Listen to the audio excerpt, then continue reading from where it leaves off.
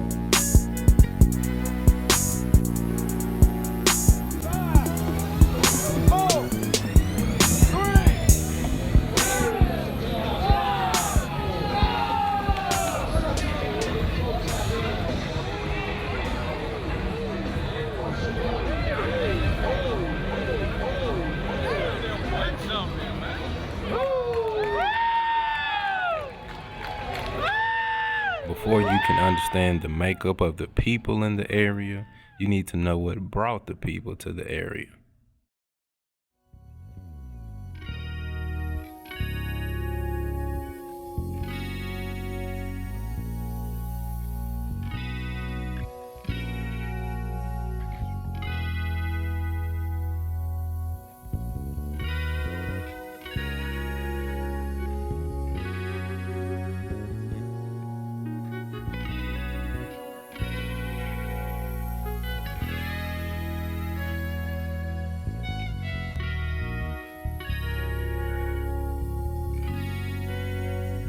Other than the unintended spreading of European diseases to people without immunities, DeSoto's fabled expedition for El Dorado had little lasting impact on West Tennessee.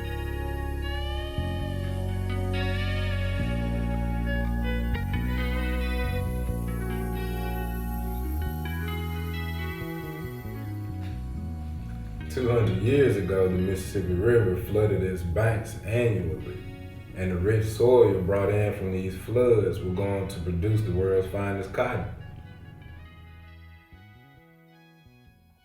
Only on the eastern side of the river were there a few pieces of land exempt from the floods, and these were known as the Chickasaw Bluffs. It was the Bluff's elevation that attracted DeSoto during his expedition. In 1584, Queen Elizabeth I grants Sir Walter Raleigh rights to the Bluff area, which is among Britain's early land claims. 1729, North Carolina, which then included Tennessee, reverts to the British Crown as a royal colony. In 1790, Tennessee splits from North Carolina and is granted a territorial government by the United States. In 1796, Tennessee is granted statehood.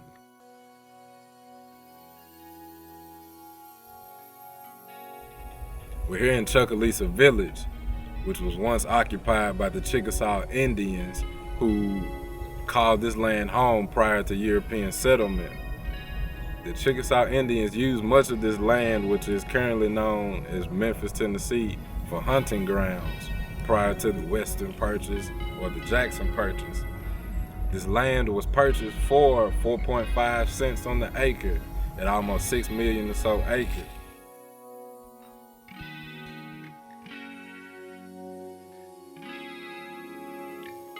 Memphians always respected the Chickasaw Indians and their legacy. They were said to have been the real honorable people because they never attacked settlers or enemies unless provoked. And in order to provoke the Chickasaw Indians, you would have had to encroach upon their lands.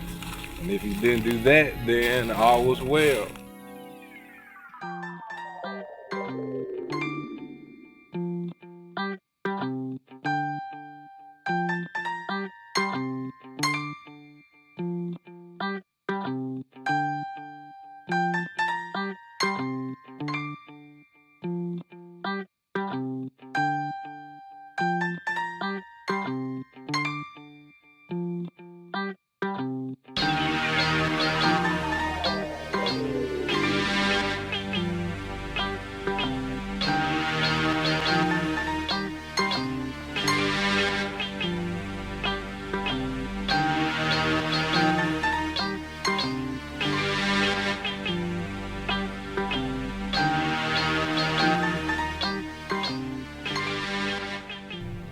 The land that is now known as downtown Memphis was purchased by John Overton. He and his law partner, Andrew Jackson, who would go on to become a United States president, divided the town into parcels and advertised as a new community.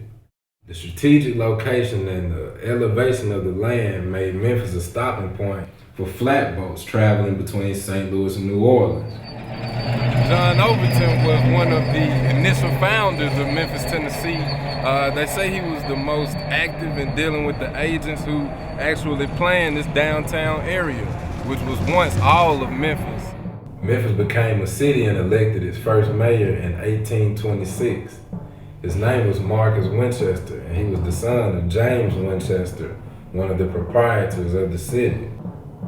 The Winchester family had become partners in Overton and Jackson's real estate venture by this time, and it was the family patriarch, General James Winchester, who suggested the city's name. In the early 19th century, the nation was fascinated by recent discoveries in Egypt, and taking the name of the major Egyptian city along the Nile was timely indeed.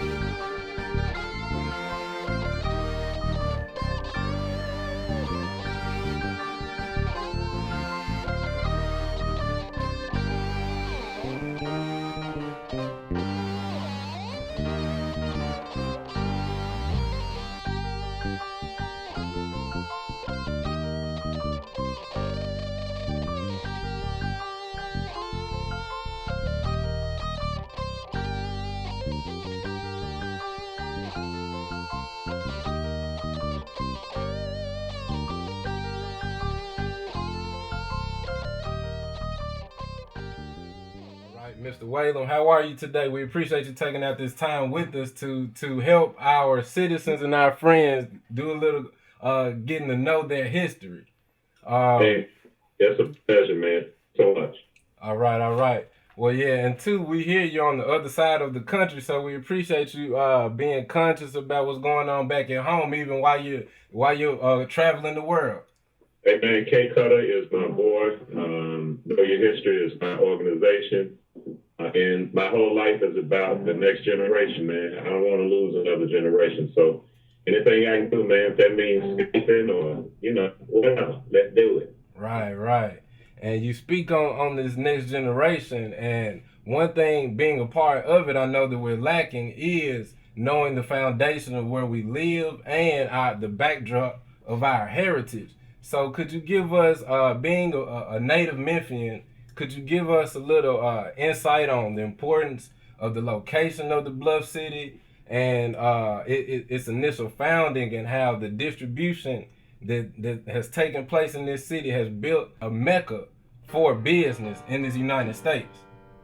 Well, Memphis, man, has a long history because of our location on the bluff of the Mississippi River. It's right in the midst of a several state area, and that's good for commerce. You got the river, which used to be a major vehicle for transporting goods and services, and still is up and down the Mississippi River. You got the airport, which is a prime distribution point. You got FedEx. You got all kinds of critical, logistical developments that are right here in Memphis, Tennessee. And historically, Memphis has been very important, first of all, to the Confederate Army. When they thought they were going to be able to establish a stronghold against the Union Army, that didn't work out too well. But Memphis has always been a prime piece of real estate. And because of the contributions of Black folk, man, throughout Memphis history, we've built something that future generations can be proud of. And everybody in the world does not have a culture which is with as much depth and longevity as blacks here do in Memphis.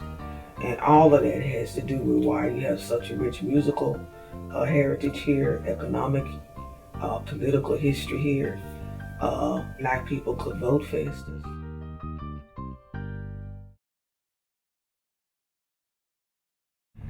There's been a precipitous decline of black land ownership. People left the country, moved to the city, they let the land go, went into foreclosure. People bought it for pennies. It's been a precipitous. It used to be black folks owned a lot of land here. I mean, a lot of land. And Vivance folks, for example, they owned a car when other people didn't have a car. They had property. They had bank accounts. I'm talking about, people have a tendency to think that black people are this singular species, that they're all poor and they, never went to school, they never did this, they're all, do you know what I'm saying? Yeah. This concept, even black people believe that, they have this self-image problems. But you come down here and you start studying your history, you find out that there were wealthy black folks down here, just like there were wealthy whites. Even in these rural areas. In these rural areas, particularly in these rural areas, if you own several hundred or maybe 1,000 acres of land and you brought in a good cotton crop, you had money, you see? And there's one color that counts, it's green.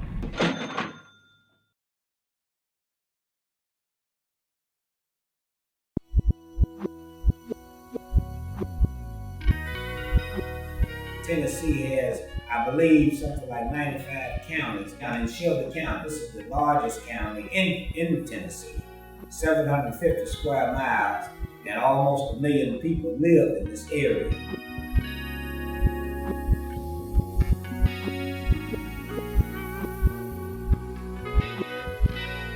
Memphis was a wild, violent backwater town at the time. Its location was at the very edge of the western frontier. Travel by boat was the only practical way to reach the fourth bluff. The docking fees ultimately became one of the city's chief sources of revenue. The additional income allowed the city to impress order upon the docks, which in turn influenced larger and more profitable boats to dock there.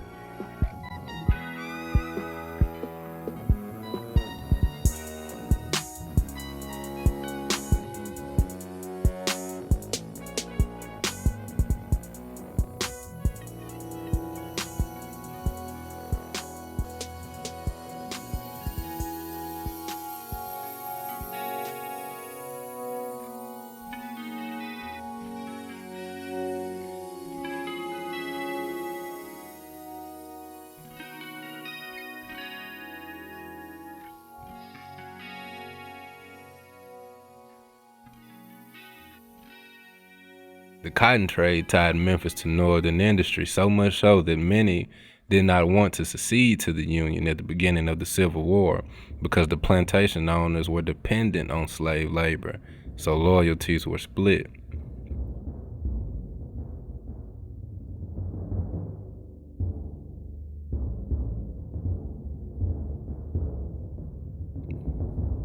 Because of Memphis's location and transportation systems, the Union and Confederacy both valued the location of the city. Memphis was a military supply depot for the Confederacy before the South was defeated at Shiloh and abandoned nearby Fort Pillow. But soon after the River Battle of June 6, 1862, Memphis became Union headquarters for Army General Ulysses S. Grant. As many as 10,000 Memphians watched the Union victory in battle from the river bluffs. Even with this progress, mistrust and bitterness in the city exploded into a 3-day riot in 1866, involving townspeople and troops garrisoned at Fort Pickering.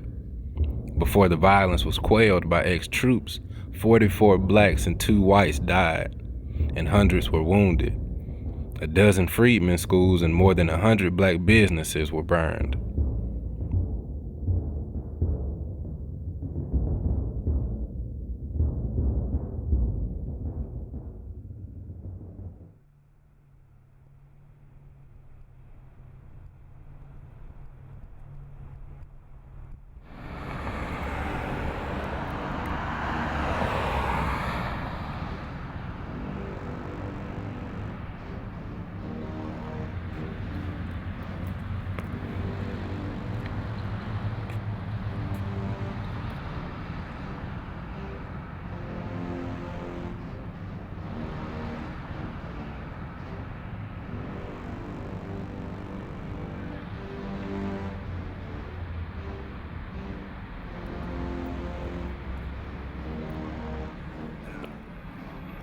Nathan Bedford Forrest was a native Memphian. He made his fortune dealing slaves. He ran the Nathan Bedford Forrest slave market up until the Civil War. During the Civil War, he joined the Confederate Army. He enlisted as a private and soon began to astonish people with his bravery. And he was a stand-up guy, or that's what history tells. After enlisting as a private, he rose to the ranks of lieutenant general, and after the Civil War, he stayed in Memphis and was a prominent citizen in politics and business because he had amassed a fortune from the slave markets. He also co-founded the Ku Klux Klan and served as Grand Wizard for a period of time.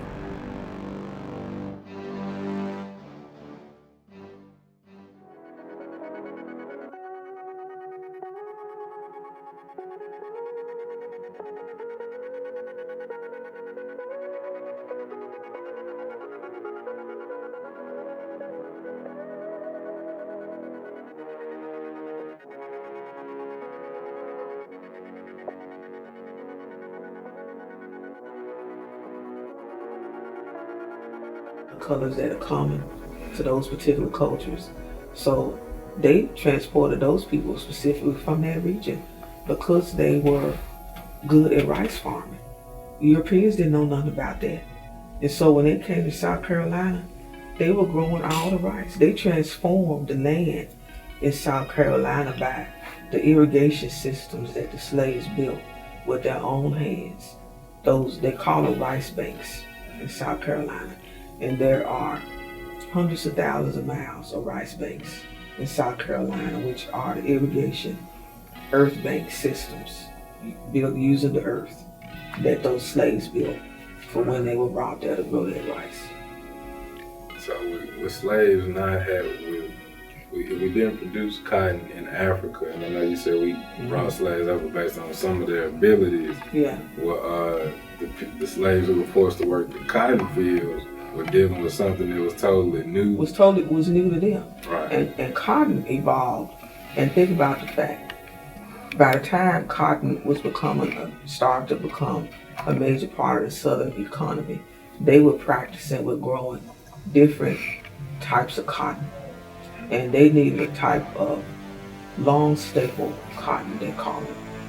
You know, it means it's like the difference in the length of the strands of what's hardy and would grow in this part of the South.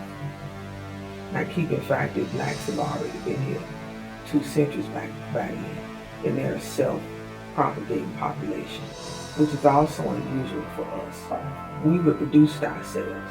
There's something about the blacks that came to North America, because we only got 500,000 of those 14 to 16 million blacks that came from Africa.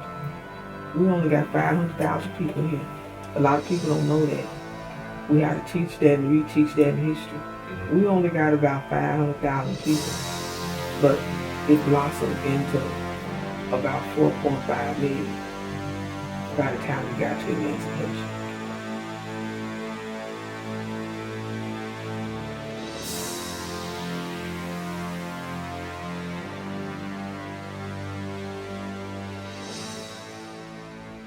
Did you know that in 1850, Memphis was the largest producer of cotton in the world? Memphis was once the largest producer of cotton in the world.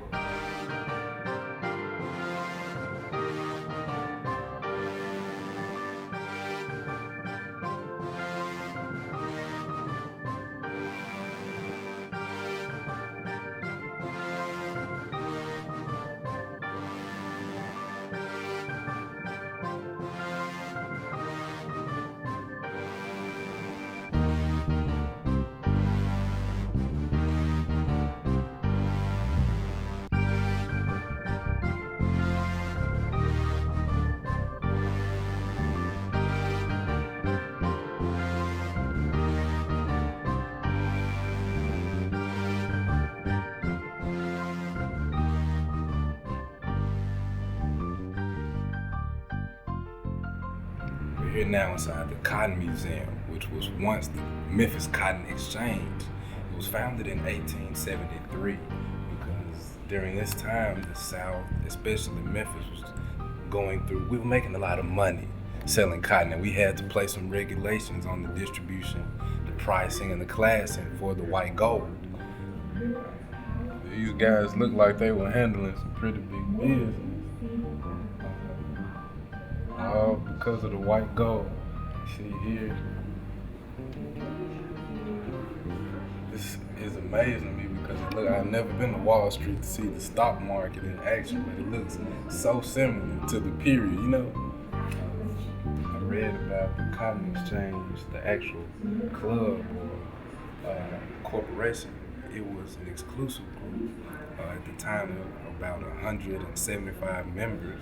And what they did is, in order to operate, sell, or purchase cotton, you had to be a member of this organization. And all of that took place here in this building. They say the center or focal point of the actual exchange was this blackboard here where numbers for different cities, as you can see, we got New Orleans, New York, and Memphis. Which I'm assuming were the major ports or distribution centers for this white gold. There was a lot of income generated. They said too that the guys after a long day's work would sit around and smoke cigars and play a little dominoes. Now, I can play some dominoes myself, you know. Probably have on cotton right now. Look down, check your tags. I'm almost certain you do. But many products have benefited from the growth of the cotton, the white gold. Now, cotton got to a point where it was growing rapidly, the need for it, and its production was increased greatly. In today's cotton industry, we have done away with the small family cotton farms and moved strictly into corporations, large corporate entities who produce cotton at a larger rate.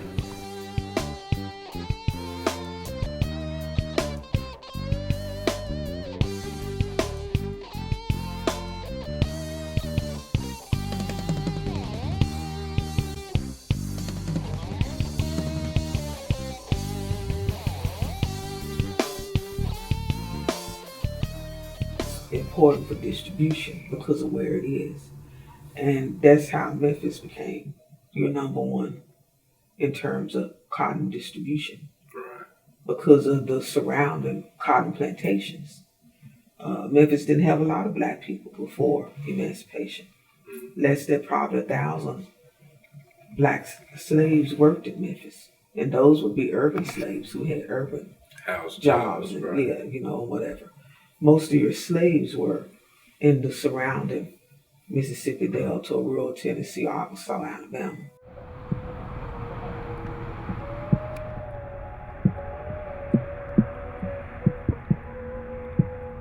Unfortunately, slavery was the key element to this commerce and agribusiness. The laborers who farmed the land, built the buildings and roads, and operated households were West Africans captured and traded as slaves. The names of Memphis's 4 original town squares, Exchange, Market, Court, and Auction, are a grim reminder of the slavery that helped build the city.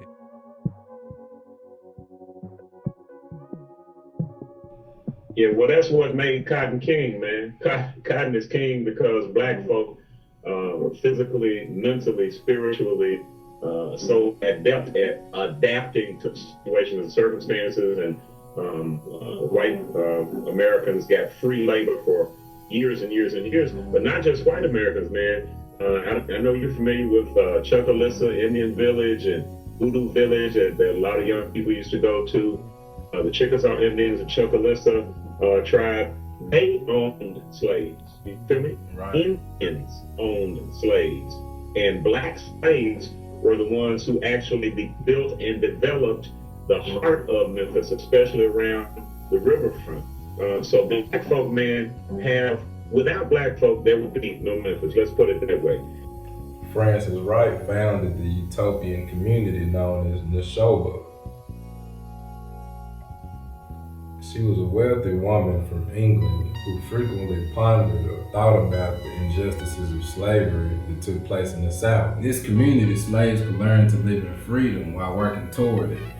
Frances Wright's Neshoba survives today only in a few brick buildings located in Germantown, east of Memphis. Yeah, in fact, man, the sentiment of those experiments and that kind of thing was widespread in Alabama, Mississippi, elsewhere, and as late as maybe 10 years ago, white folk in Germantown tried to secede from Shelby County, and guess what they were going to call their county? What's that? Neshoba. They were going to secede, and Germantown is the so-called rich area of Shelby County. They were going to secede from Shelby County and have an all-rich county, and the name of that county was going to be Neshoba. Yeah, I learned something new today.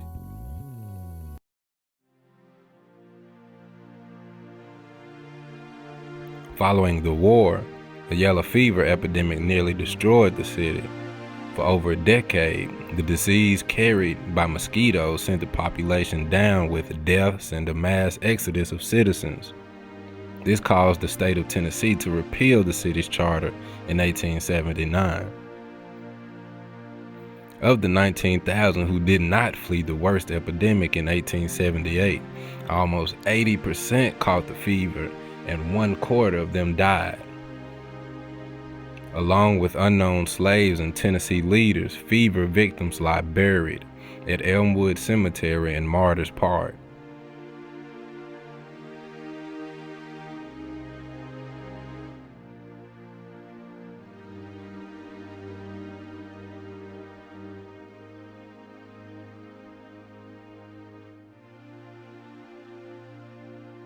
In 1879, Memphis declares bankruptcy, loses its charter, and becomes a taxing district of the state.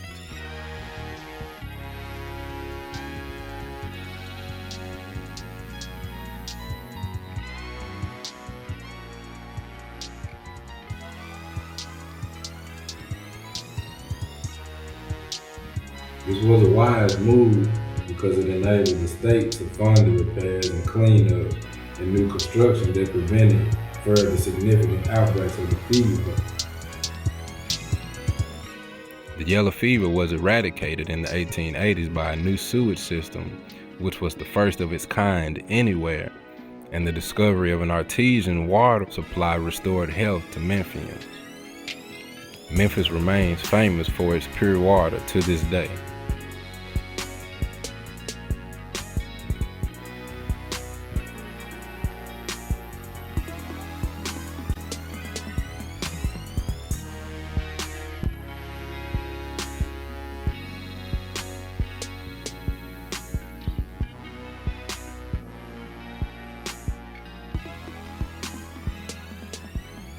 Within 12 years of surrendering the charter, Memphis reincorporated.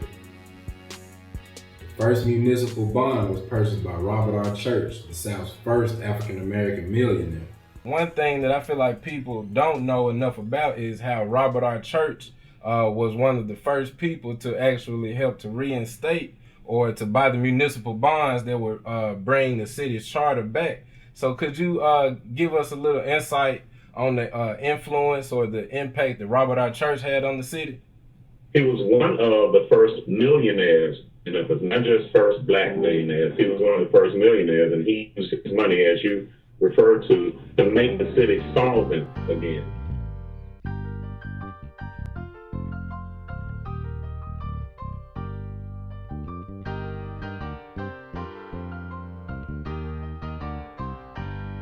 Robert Church was one of the most powerful Republican leaders, black or white, in the country, in the early decades of the 20th century.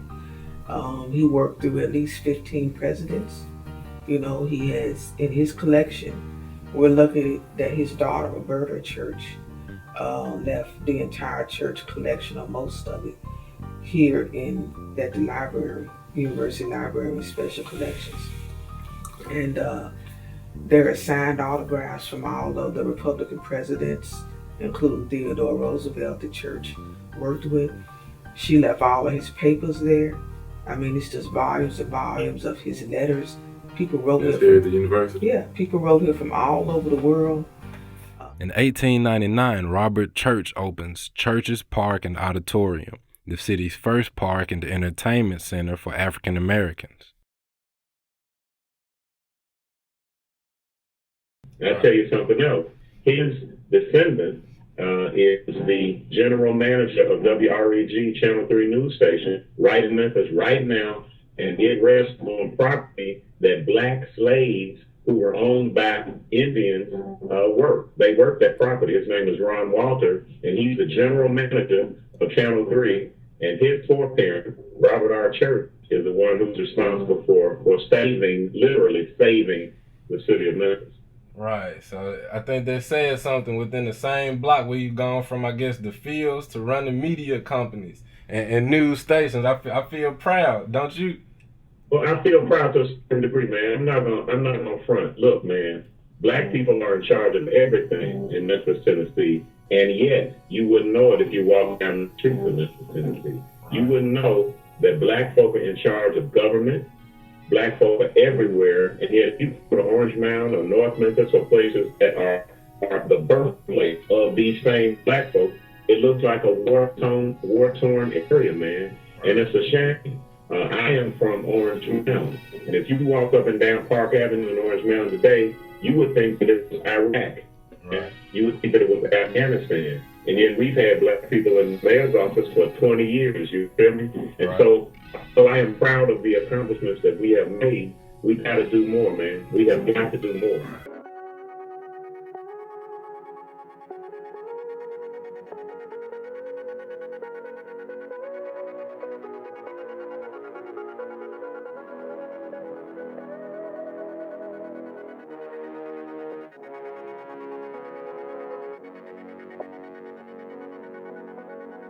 Nobody's really written a book about Church and researched him like they should as a major early 20th century black leader who was really equal, I think, or at least a contemporary, certainly, of Booker T. Washington and W.B. Du Bois. You have this man that was a self-made millionaire on his own, buying up land, money, resources. Black and successful.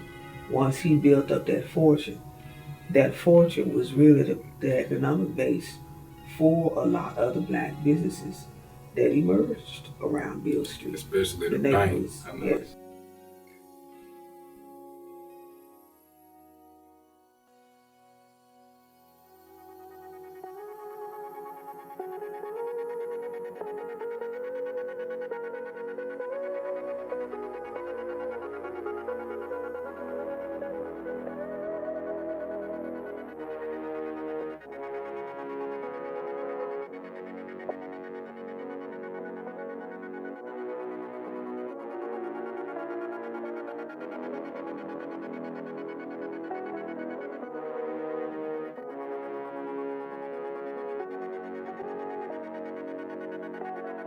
Mm-hmm. So if you had not had church there, you probably never would have had this so-called street in this area, you know, that became central to Black culture in this region, not just Memphis, but the surrounding region, you know, because Memphis is your largest city within a 400-mile radius. The saloon that Robert Church Sr. founded, you know, when he first started to buy land, that's how he amassed his fortune.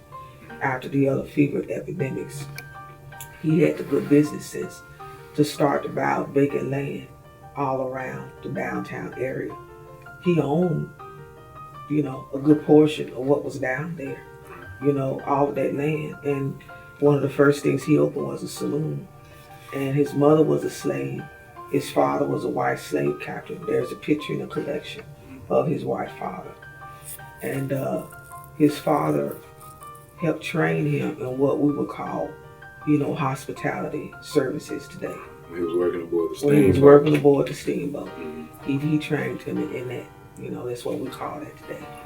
And that's where he got his initial instruction, you know, and experience in business, you know, and entertainment. Because that's really what he was doing. Because once he got the money, then his son inherited the bulk of the fortune.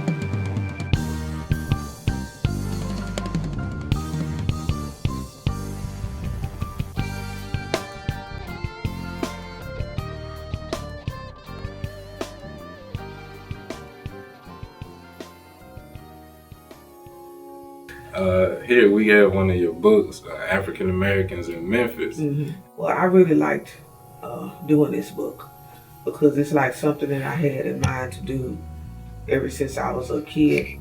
And again, it went back to pictures because my family and a lot of other Black families in the city always had like Hooks Brothers photographs.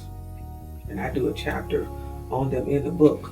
Because they were like, not the first, but they were the best known Black photographers in Memphis. They opened up their studio on Beale Street. The dates differ, but like in 1906 or 1907. And that makes them like the second oldest Black business in the city of Memphis. Okay. And they took pictures of everything. You know, everybody had a Hooks Brothers picture. That one of my mother, that's a Hooks Brothers picture. And I just love their pictures, you know, artistically inclined. Anybody could look at their pictures and also see that they just weren't your run-of-the-mill photographers. They were exceptionally good at what they do.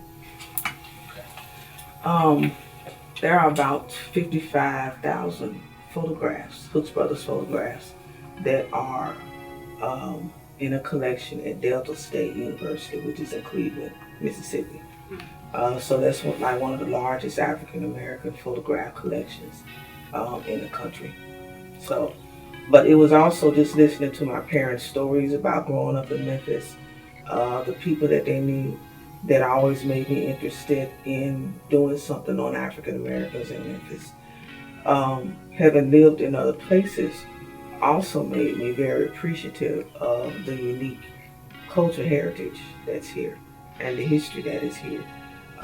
Most people in the world can't claim this, and Black Americans here, I would say the older generation was aware of it, but the current generation takes it for granted.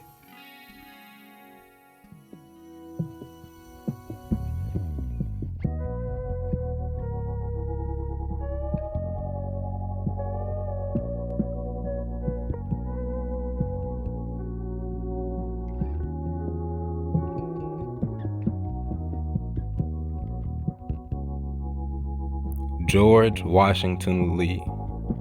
He was known on the streets of early 20th century Memphis as Lieutenant Lee, both for his Army service as a lieutenant in World War I and as the lieutenant for the powerful African American capitalist and Republican Party leader Robert Church Sr. The politics, the economics, and the entertainment industry, the culture part, it was all centered around their successful activities as leaders in early 20th century Memphis.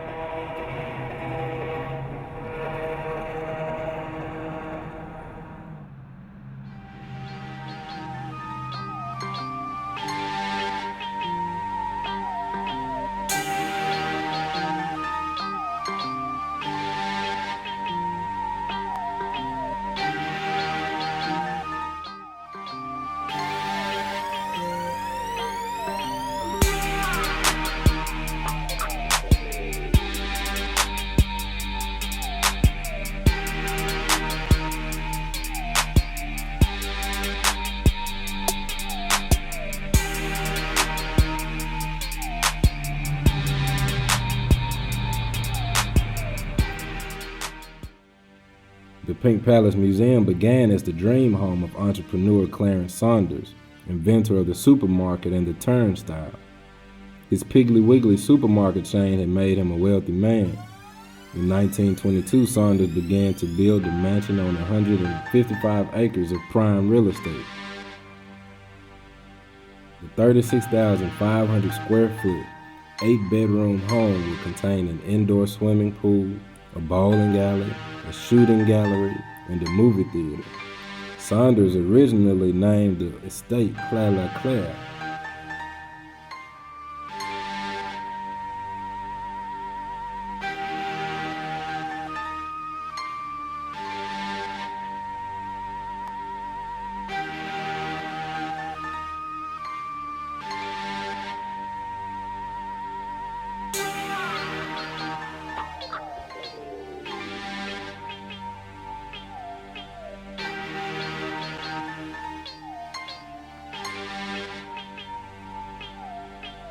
In 1923, before the house was completed, Saunders lost all of his money on Wall Street, and the property was sold to subdivision builders out of Louisville, Kentucky. The land was divided into single-home plots, and the area became known as Chickasaw Gardens. The developers donated the house to the city, and in 1930, the building was opened as the Memphis Museum of Natural History and Industrial Arts. In this world, there's all kind of people. There's a lot of people who have some, not very nice, but most people are very nice. Black, white, whatever. Like you say, it's not a color thing. It really boils down to good and bad. There can be you can be as white as driven snow and be as evil as you can be black as coal and be evil too. I believe that firmly.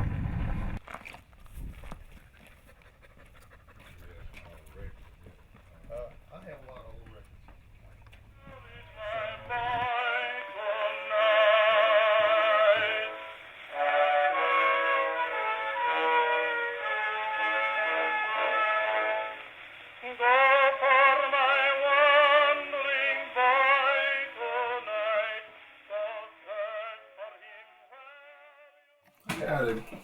I gotta say, Dave, you got it made out here, really. You think so? Yeah, I mean, There's obviously a lot of stuff you love. You got a lot of toys. Yeah, I know my wife needs to say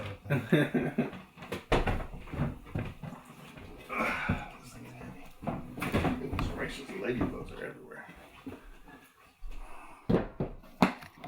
Well, we're here with David Fitzpatrick, checking out some glass negatives of some Memphians back when film was processed and developed on pieces of glass. David has been a Memphis educator and a landowner, and he's collected tons and tons of artifacts, kind of capturing history, if it's camera or music. So, Mr. David Fitzpatrick, could you just tell us? Well, back in the 1800s, in the Civil War time, from the Civil War on, they would take pieces of glass like window panes, and they would coat it with a light-sensitive emulsion, and then they would put this inside the camera and take a picture with it. And when they took the picture, they would take it later on and put it and make it print on some photographic paper, and that's how people got their photographs these days. And they're very fragile, as you can see. They don't stick very good to the glass, and the glass can get broken very easily. So it's a very fragile process. But every now and then you'll run across in old houses and old barns or whatever, you'll find a box of these glass negatives, and they're very rare, very hard to find nowadays. And it's kind of going. You kind of look through and see a group of people sitting there. Amazing. It is amazing, and this cache that I've got here has a large number of Memphians.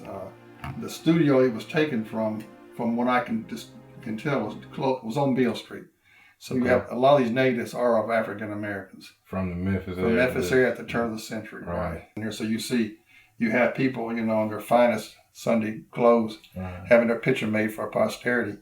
And when I find something like this, the beautiful thing of it is I'm looking at something that nobody else has seen for 150 years. It's important to know your history, because if you don't know where you come from, you don't know where you're going. You have to understand yourself. You really do. You have to have a clear viewpoint of where you came from, who you are, and what your potentials are. I think that history is a fascinating field, and people should know their history. They should be proud of their history. I'm sure we all got somebody in our family tree we would like to forget about, but they were human beings. Right. They lived and they breathed, and they did the best they could in this world. I think it's important for young people to understand that we all come from an interesting group of individuals, and we need to know who our grandparents are, our great-grandparents, our great-great-grandparents. Right. We need to know that. We need to pass that information down to them.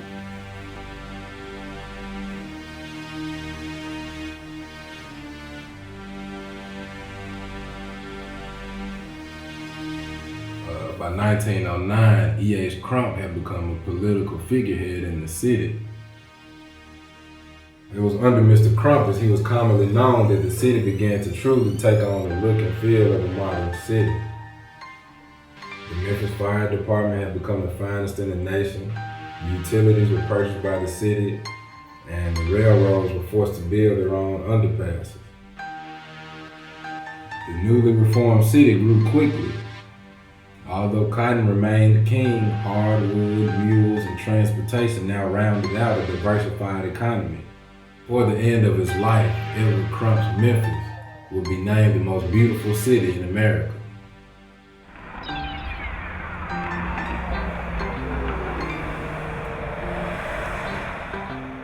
Yeah, E.H. Crump was a famous world-renowned Southern old money style politician who was able to motivate black folks to vote for him, to support him. It is said that he would give out watermelons at election time, get black folks to vote for him, and they did. And he was a real kingmaker. In fact, if you wanted to be anything in politics, if he gave you his blessing, you was gonna get elected to whatever he wanted you to get elected to.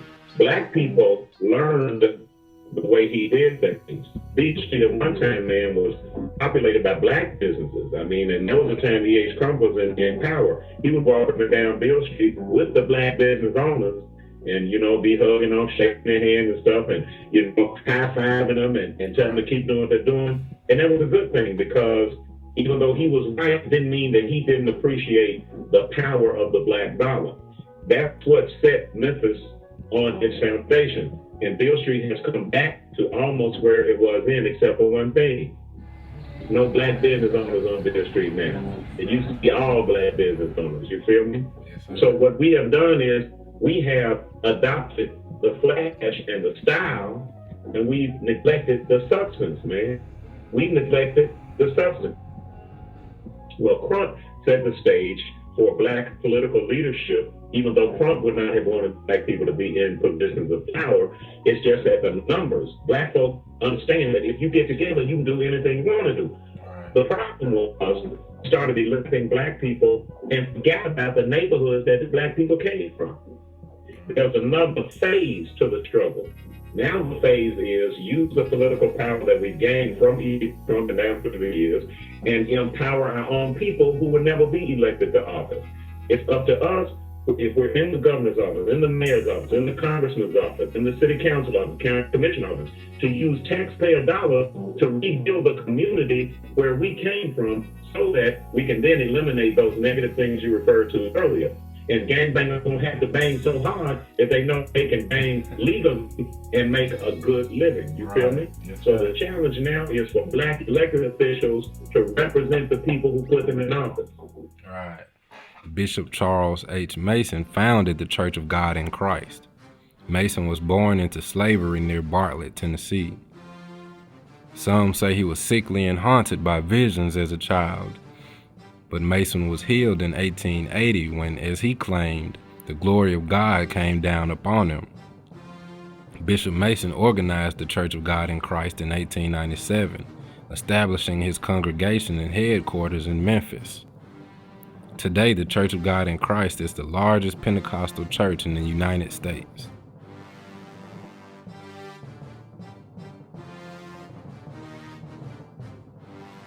The Universal Life Insurance Company, one of the largest black-owned insurance companies in the nation, is founded in 1923.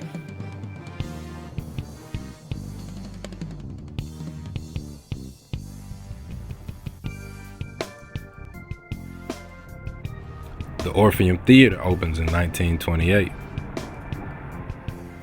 In 1939, the city purchases the local utility company and renames it Memphis Light, Gas, and Water Division. A local black newspaper, the Tri-State Defender, begins publication in 1951. Stax Records, the creator of the Memphis Sound, is organized in 1958.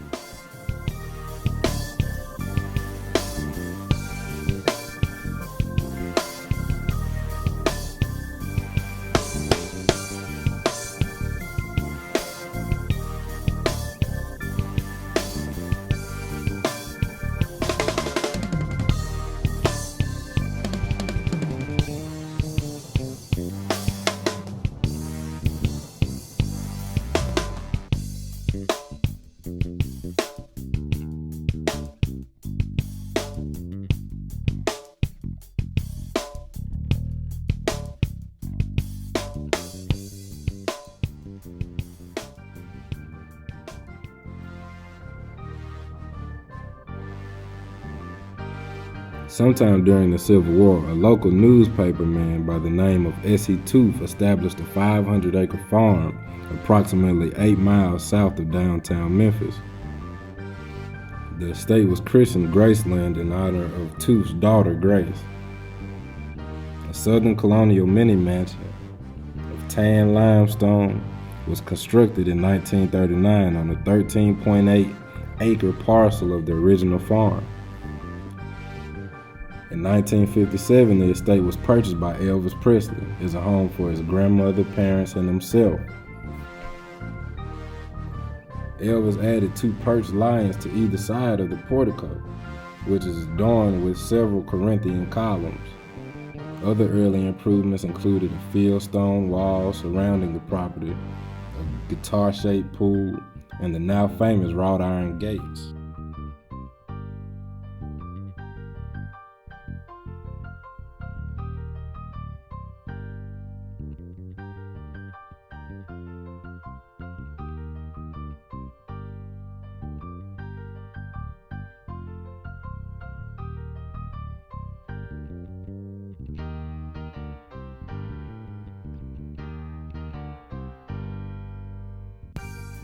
FedEx Corporation was founded by Fred Smith of Memphis, Tennessee. His company was based on the idea that a package could be shipped from one place in the world to another within one day. Fred Smith raised $72 million to help start the company, and this is unheard of for an untried corporation. This hub of express distribution serves almost 220 countries and territories throughout the world. In 1991, FedEx brought in some $7 billion. Now that is a lot of money, but it's very little compared to today's annual revenue of $39 billion.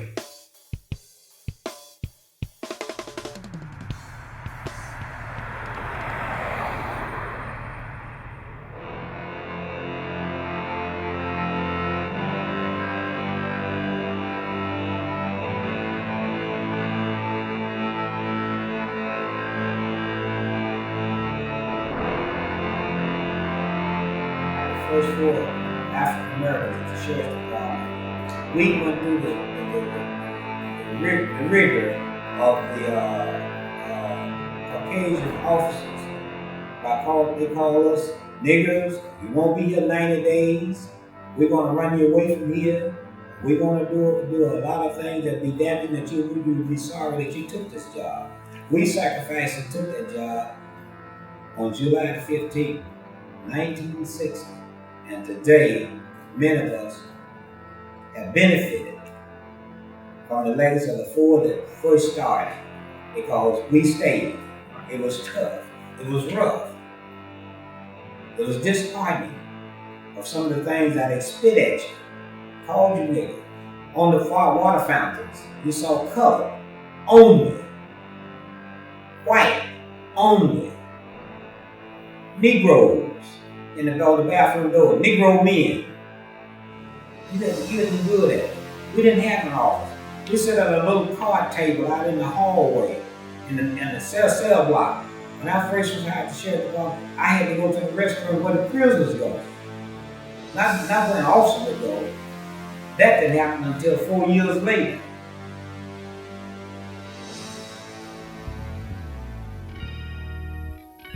Segregation was strong and wide open then. We were assigned to arrest only black or African American violators in those days.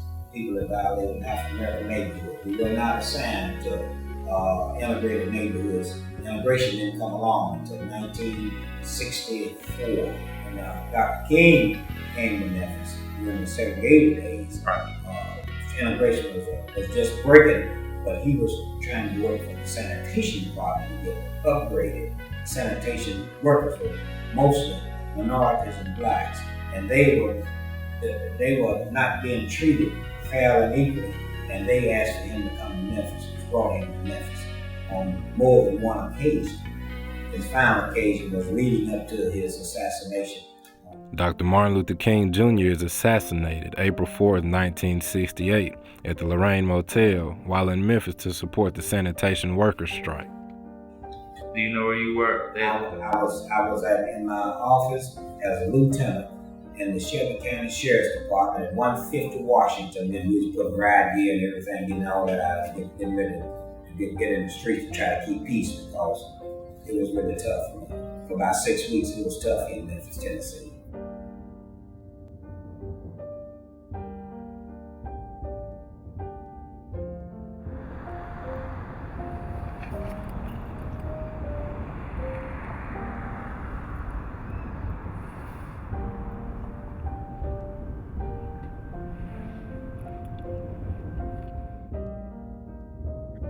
Now we've moved into we're open to move freely. Yes. Yeah. But at the same time, we're still kind of stuck or stagnant in our own place for some. We're stagnant because we have not, our families have not adjusted to the opportunities that has allowed us nowadays. But we have to first get educated in order to move in these to take advantage of these opportunities that we have now. And as you can see, that the things that we desire as African Americans in this city, we have made a lot of gain. We made a lot of gain. Right. And only because the laws have changed in our favor. So in today's modern society, why are we as a people still not showing signs of progression? It's quite simple. Well, it's two-part answer. One is because the blacks in power don't want to give up that power. And power is just power. You feel me? Right. Frederick Douglass said that power concedes nothing without a demand. It never has, and it never will. So the first part of the answer is that the people in power do not want the masses to benefit from that knowledge, to benefit from those things that are of benefit to man. They just don't want it to happen. And I defy anybody to argue that point with me. The second thing is, man, that the masses don't want to know. the last time we had a mayor's race in Memphis, dude, 80% of the people who were registered to vote didn't even bother to vote, young man. The answer to the question is, we don't want to know. We don't want the information. We don't want it. So from a pastoral or you being a religious figure in the community, and with religion having been the backbone of what of the city, you know, in many areas, especially like the heavily saturated or the areas where we come from, what do you think it would take to encourage people to want to know? It's gonna take revolution, man. It's gonna take people who have the spirit of God, who have the truth, to have the courage to tell the truth, man. It's gonna take. Listen, dude. We got 20 churches on every block in Memphis, and about 50 churches on every black neighborhood block. Why is it that black folk are not doing any better than they are? Again, the reason is because we don't want to, and we won't hold our leaders accountable. The answer to your question is, what can I do? I'm going to keep doing what I'm doing, man. I'm going to keep talking through Skype and talking to y'all and giving you all a space, a platform to tell the truth, to get the word out. But eventually, man, it's going to take revolution. Hopefully, it'll be bloodless revolution. You feel me? Hopefully, it'll be a revolution only in mind and in spirit and in education and in entrepreneurship. But, hey, at some point, you got to be able to take a stand. And right now, we got to do it, man. I want all of y'all, man, to make it. I want y'all to be millionaires. I want you to come and build Memphis up. Right. But I'm one of the ones that's got to be accountable to you. I'm one of the ones that's got to help do whatever I can do. Right, and we certainly appreciate you for that. This is supposed to educate that next generation. So any words of what wisdom. What I see here tonight, what you young people are doing here tonight, is something that you could bring many in and try to instill in them. Right. That this is the way to go, and not the low pack jails or what you can get on easy. There's no easy way in life. Right. Life has never been easy for anyone. Right. Even the people that thought that they had it when they first brought the first bunch of slaves over, they found out they couldn't do them the way they wanted. But if the numbers and the power that they had, they overcame and had opportunities because of the colors of their skins and all that, and that they took advantage of us. But that day is almost history now. Right. Yeah. Even I never thought that I would live long enough to see an African American in the White House of the United States. We've seen in other places where African Americans and minority people of color have gained ground in integrity, intelligence, and in leadership. But in this country, we thought it would be a long ways off. But it hasn't been as long as we thought it would be. The journey hasn't been. As Dr. King was here today, he would say, well, all that he did in March and sacrificed his life, it wasn't in vain. It meant something. And it means something to the younger people of today. The opportunities are before. All you have to do is take advantage of it, little by little. You can't absorb it all at one time. Also, when you know your history like that, it means that you do know something about the larger politics and the larger economy and whatever that affects the city and your role in it. And you're right, Memphis has been known for a long time, at least since the 20th century, as a major distribution at one time of cotton. These things related, to the black experience. But there are other things culturally that they have distributed that historically blacks sometimes have and sometimes not have been reimbursed for. And I would say the culture is the most important thing that's been distributed by Memphis all over the world. And that's its greatest value from the perspective of the economy and again on a spiritual level and on a cultural level. That continues to be dispersed around the world, and we continue not to be recognized for it. There was a time in black folks had no rights whatsoever. There was a time when the only thing black folk could do in Memphis, Tennessee was clean up somebody's house or be in prison. There is a time coming again where if we don't seize our economic power, we're going to be right back at the same days that we used to be in. Listen, you all, you got to wake up. You got to open your eyes. You got to understand you are from a rich heritage. It was your ancestors who made Memphis. We built this city, man. You do not have to accept less than excellent. You can follow the example of everybody who has made it from Memphis, and you create something new. There's a whole new movement called Memphis Youth Manifesto that is rising up and saying, listen, we're tired of being negatively impacted and negatively portrayed on television. We're tired of not having recreational outlets. We're tired of not having creative outlets. It's time for us to rise up. Don't give up on yourself. Don't believe the hype. Just because we got a black president does not mean that the job is over. In fact, I'm going to tell you something. The oppressor is saying to you right now, well, you got a black president. What more do you want? I tell you what more you ought to want. You ought to want the ability to create a brighter future for you and your children and your children's children. You ought to want to live in Memphis and be a millionaire and build a fine mansion and drive you Bentley. You feel me? That's what you can do. And I'm encouraging you to do it. But you can't do it if you don't know your own history.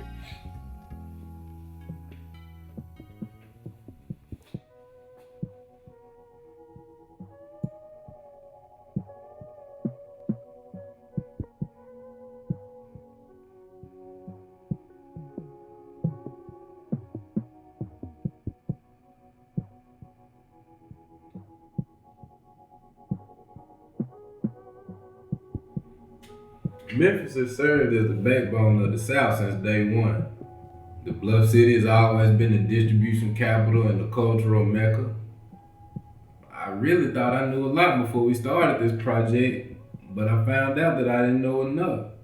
The history of Memphis is so rich that it couldn't fit in one DVD. Realizing this made me want to know more. And that's why I encourage you to know your history.